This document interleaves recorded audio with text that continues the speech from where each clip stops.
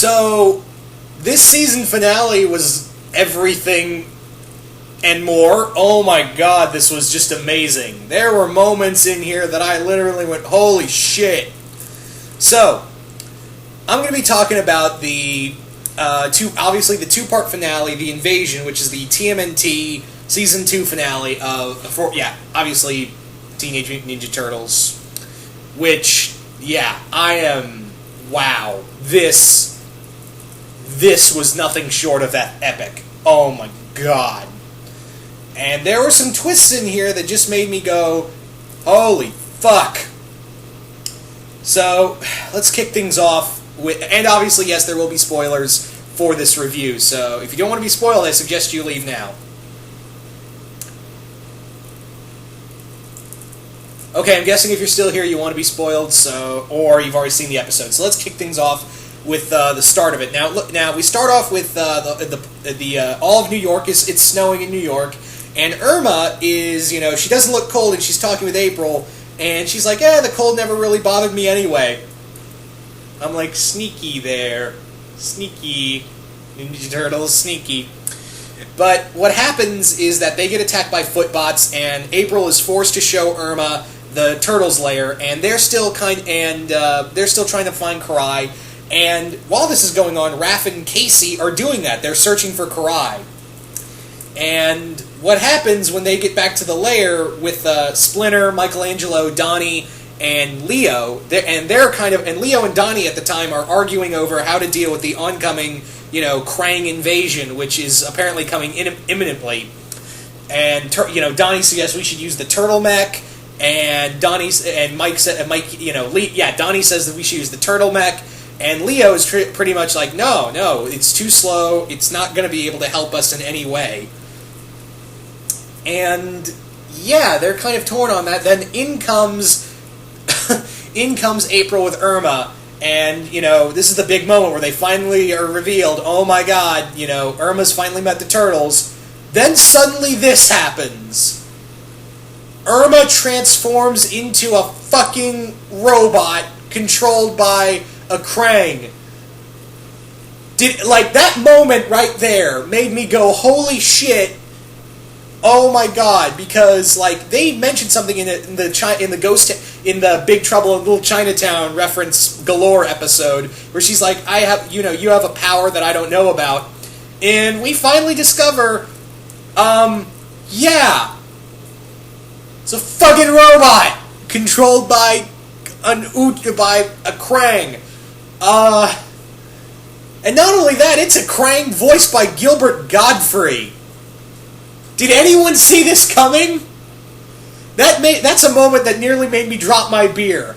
And when you make me nearly make me drop my beer, you have done something amazing or just completely shocking. Yes, people, that is how I gauge my shock. Is if you make me, not if you make me swear out loud, which this made me do, make me gasp. It depends on all those factors. If you make me do all three, the big one being make me nearly drop my beer or make me drop my beer, that's the moment where I'm like, you have done something that has made me go, oh fuck, that is amazing and scary at the same time. Because seriously, she transforms into this, and I'm like, this is a secret invasion moment right here.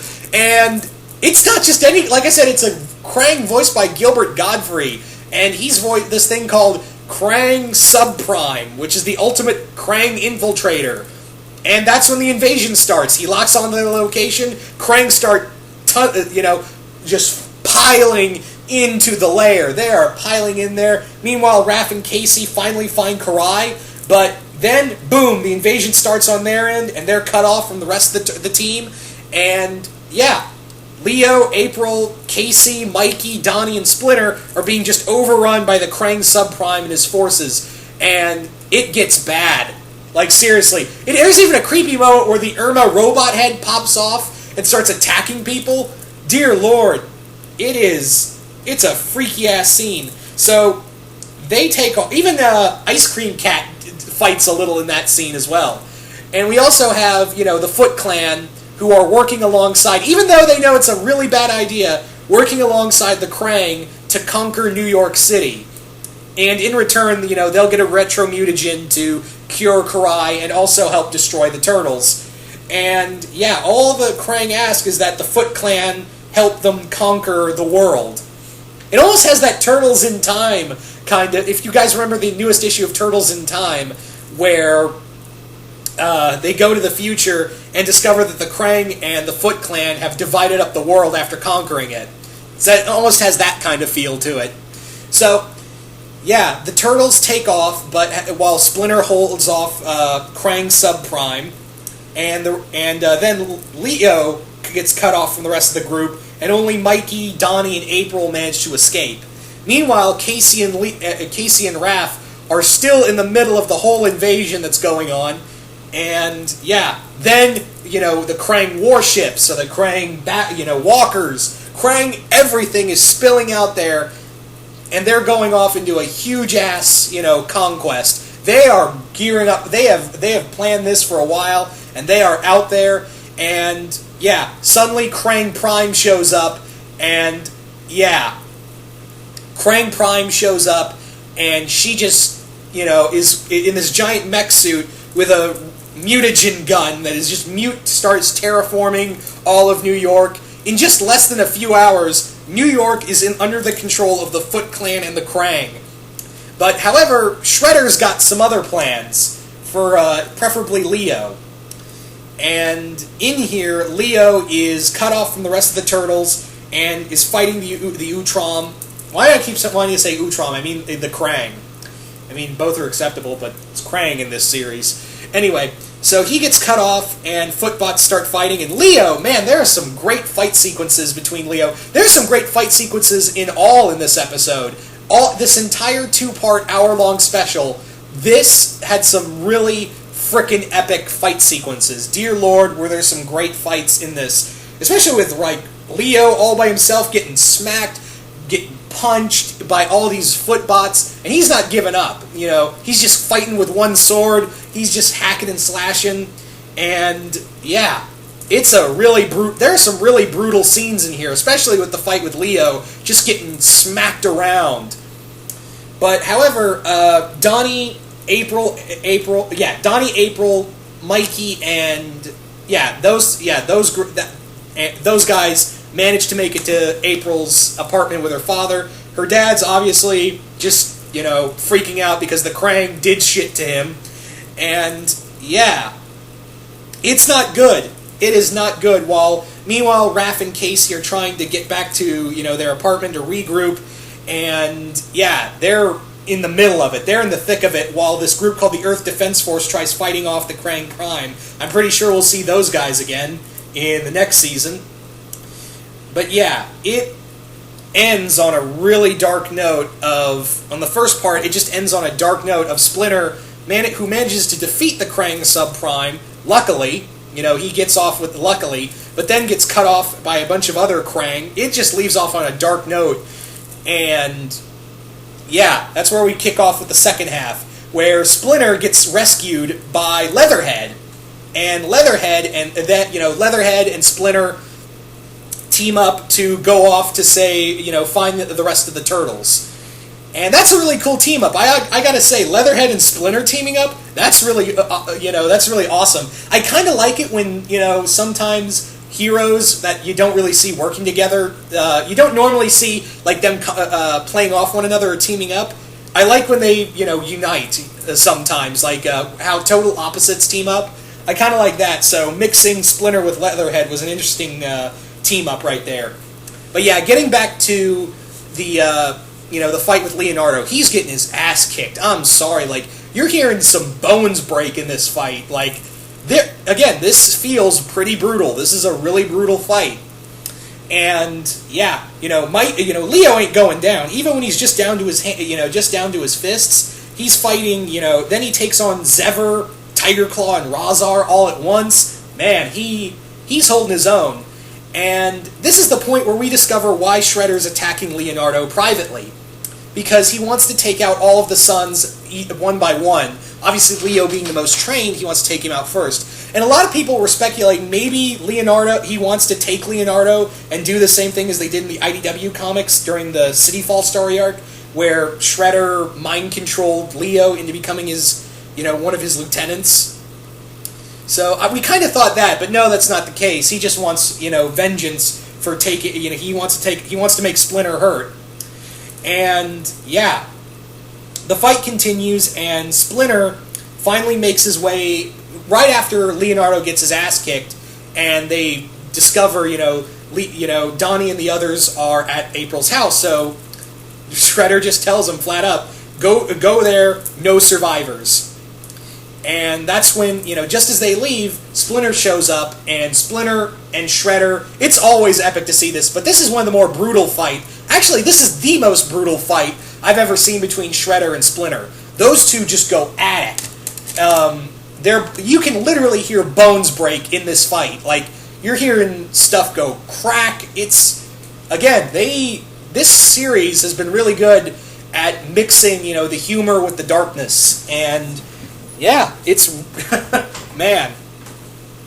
So after, Leo gets thrown through a window, he is beaten up, like he is near death after all the turtles are united.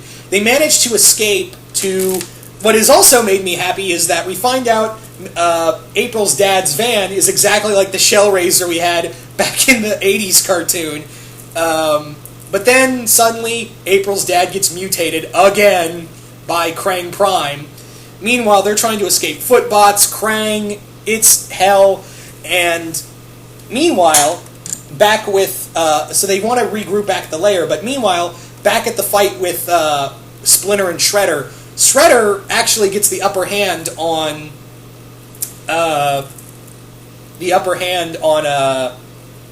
Splinter, yeah, Shredder gets the upper hand on Splinter, excuse me. I don't know why I just had a brain fart there. But Splinter's all, just as, he's about to, Shredder's about to get the upper hand on Splinter, Splinter's all like, you know what, this ain't a one-on-one fight, bitch, this is this handicap match. Oh, Leatherhead!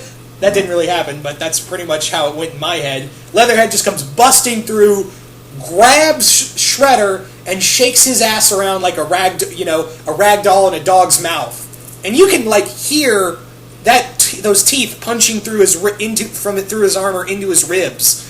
And then Shredder just after being thrown into a wall, Shredder just goes all out on Leatherhead. I'm pretty sure if Leatherhead was in his prime, because again, since he was in Dimension X so long, he aged, but I'm pretty sure he would have given a run. Shredder would have gotten a run for his money if this was still Leatherhead in his prime. But since it's older Leatherhead, he's a little more worn down and slower. And we kind of see him, we almost get the sense of, oh my god, did Shredder just kill Leatherhead? And then Master Splinter does the most badass thing I've ever seen. He just, yells at the top of his lungs with his arms out, and all the pipes that he was trapped under just go blowing off. And for one quick second, I was like, is he gonna go Super Saiyan?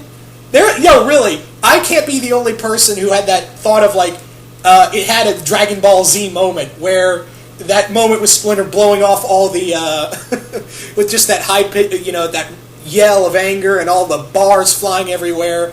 I'm like, dude, is he gonna go Super Saiyan Splinter? That'd be kind of fucking badass. And then Splinter just goes balls out, tackles Shredder into the water, and they just go deep underwater, beating the shit out of each other. We cut back to Donnie and the others. They go back to the base. It's trashed. It's really trashed. And everyone, he tells everyone, look, we're not coming back here. Get something of great value to you, and we gotta go. We can't come back here. So Raph takes a picture of Spike. I was like, aw. Mikey takes Ice Cream Kitty. And yeah, we don't know what Donnie got, but yeah, they get out of there, and yeah, they regroup. They're trying to find a way back, and then they discover, they start hearing fighting while they're trying to find Master Splinter. They find Splinter still fighting the Shredder, and Shredder gets the upper hand on him, and then, oh no, there's also an epic, Splinter goes down fighting, but yeah, Shredder, being typical asshole that he is, blinds him and then just starts slashing at him, literally using his claws on Splinter, and the turtles are trapped between this bar and them, and yeah, they're forced to watch their father get literally torn to pieces and then thrown down a huge drain, sewer drain, and Raph and everyone is they're just, at this point, they are emotionally destroyed. They are just completely worn out. Krang have invaded. They just watched their father pretty much die in their, well, I'll get back to that later on, but yeah.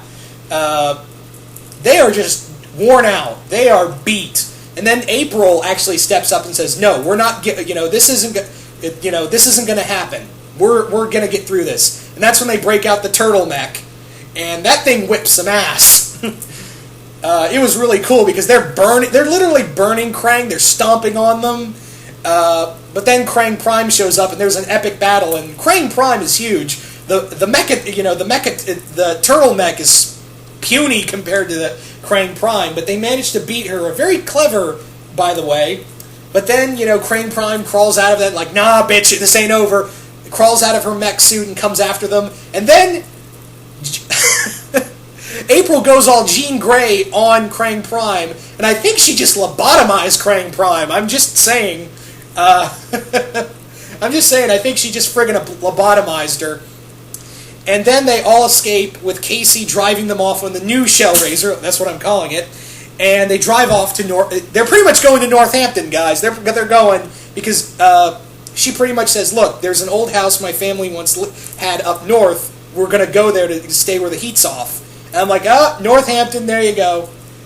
And at the end of the episode, we see Karai in her mutant form rescue Splinter before, he drowns in an unconscious state and then swims off before he wakes up.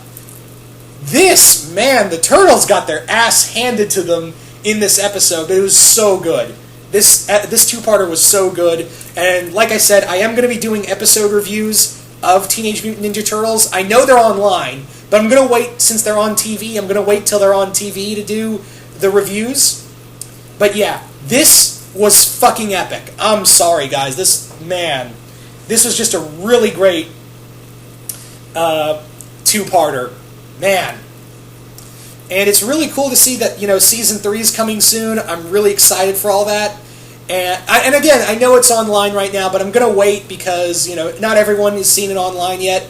I'll just wait for when it comes out on Friday, and then I'll be doing reviews because, yeah, I am going to be doing reviews of TMNT Season 3.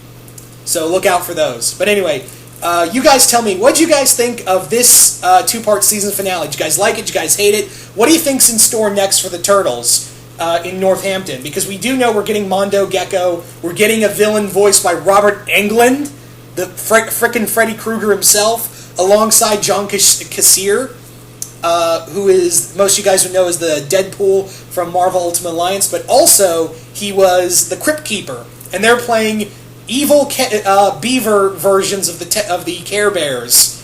Yeah. We're also getting, like I said, Mondo Gecko. We got hints of Toka. We also might be getting. There's also rumors of Bebop and Rocksteady this season. I am totally excited. I am so ready for Season 3. But anyway, once again, hope you guys enjoyed this, and I'm out.